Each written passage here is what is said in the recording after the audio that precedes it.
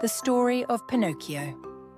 Once upon a time, in a small village, there lived an old and kind carpenter named Geppetto.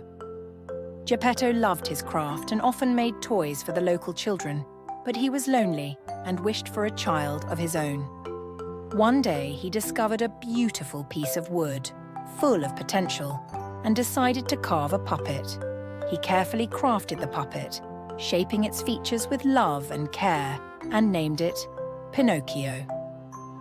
As he finished, Geppetto sighed. If only this puppet could come to life and keep me company.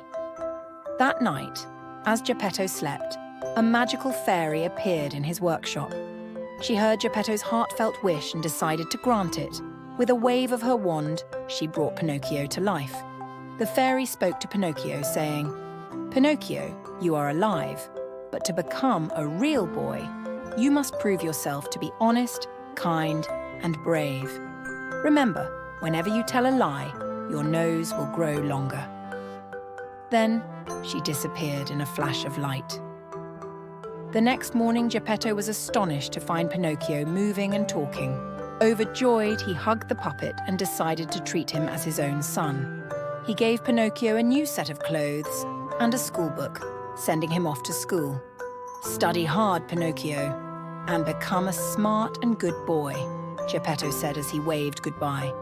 But Pinocchio, curious and naive, soon wandered off the path to school. Along the way, he encountered a puppet theatre and was mesmerized by the music and dancing puppets. The theatre owner, a greedy man, offered Pinocchio a role in his show. Tempted by the promise of fame and excitement, Pinocchio agreed. However, things took a dark turn when the owner locked him in a cage, refusing to let him leave. In despair, Pinocchio cried for help, and the magical fairy appeared once again. She freed him from the cage and asked why he had not gone to school. Embarrassed, Pinocchio lied, claiming he had been kidnapped. As he spoke, his nose began to grow longer and longer. Realizing his mistake, Pinocchio apologized and promised to be truthful. The fairy forgave him but warned him to stay on the right path.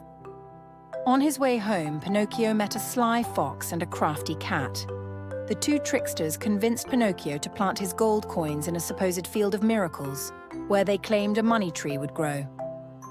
Pinocchio, eager to grow rich, did as they said, only to return later and find his coins gone. Heartbroken, he realized he had been deceived.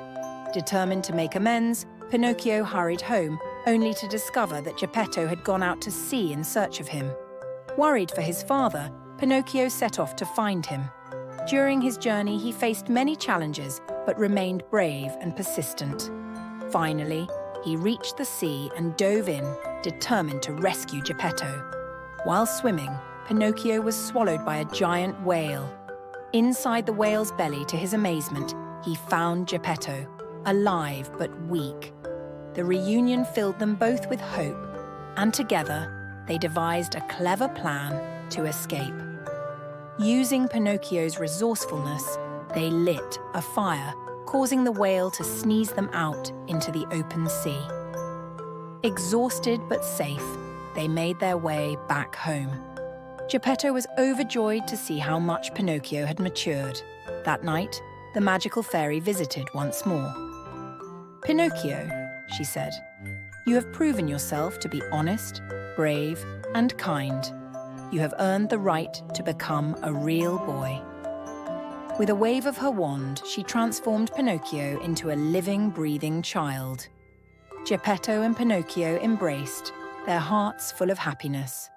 From that day forward, they lived together as a loving family, and Pinocchio never forgot the lessons he had learned on his journey.